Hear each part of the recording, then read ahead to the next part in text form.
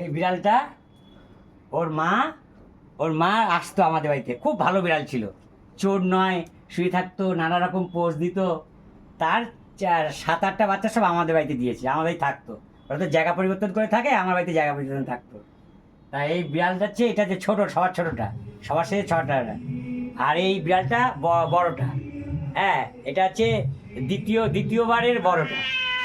তা এই দুটো বিড়াল এখন ওই মায়ের অভ্যাস পেয়েছে বোধহয়, মাই বোধহয় স্বপ্ন ওকে দেখিয়ে দিয়েছে দুটো বিড়ালকে, আমার এখানে এসছে।